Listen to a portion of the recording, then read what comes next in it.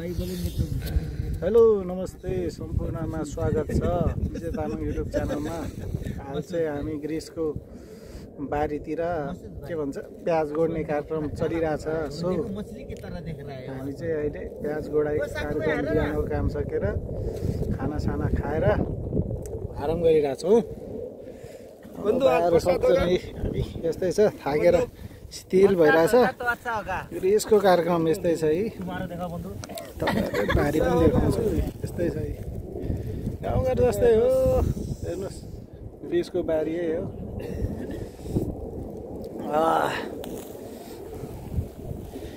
Introduction पनि गर्नु पऱ्यो नि।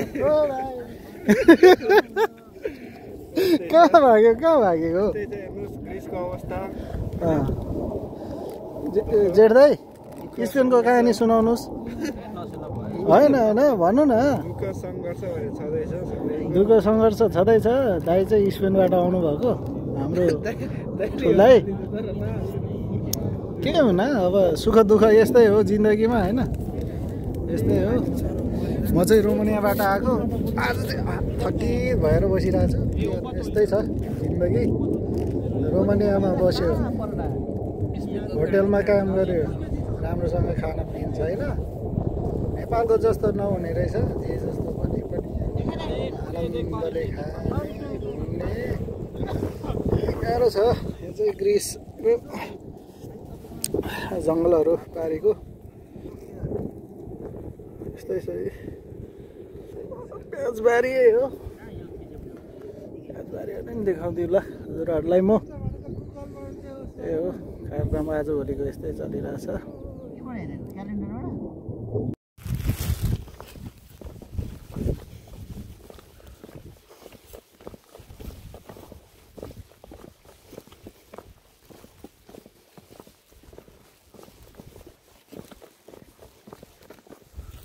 सबको ल्यान कपड़ा है, सबको ल्यान कपड़ा।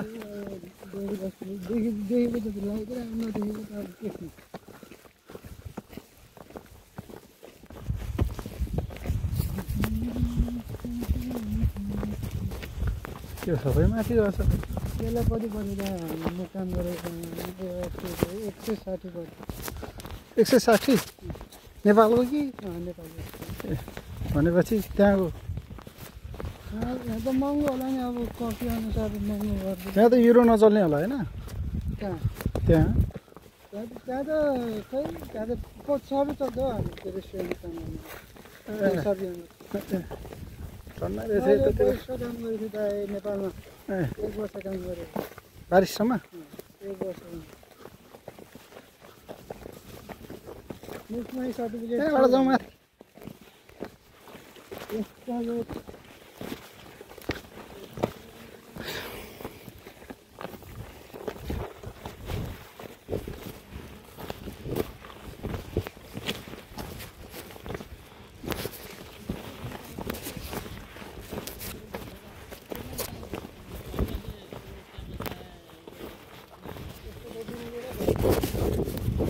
हाँ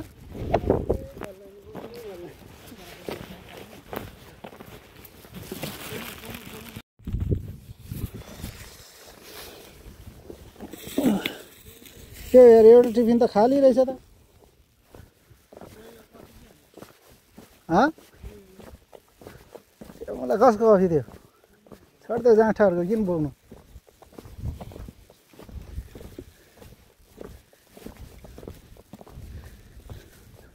लानुपर्छ त होस्।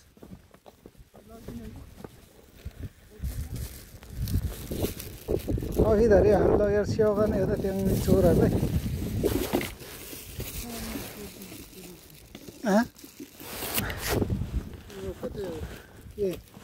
त्यो चाहिँ भोग न, त्यो मात्र भोग, म यो बोक्छु। यस्तै छ उन्यान बारी।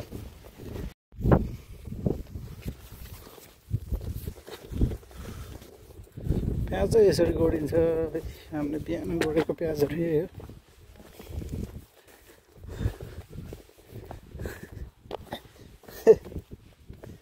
प्याजको सिजन यस्तै भइरहेछ।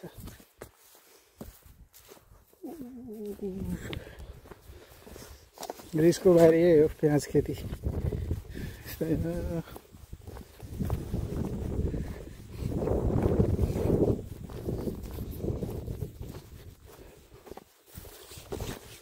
सबै लिएर आयो नि त भाइ, सबै लिएर आयो नि त। यो चाहिँ बिहान हामीले निकालेको के भन्छ यो झारहरू हो, सानो सानो यस्तो उखाल्दै निकाल्दै हिँडेको यहाँ बिचमा। ए हो प्याज औषधी छर्ने ठुलो बनाउने बारी नेपालको भन्दा ठुलो हुन्छ। बिरालो बिरालो छ बारी।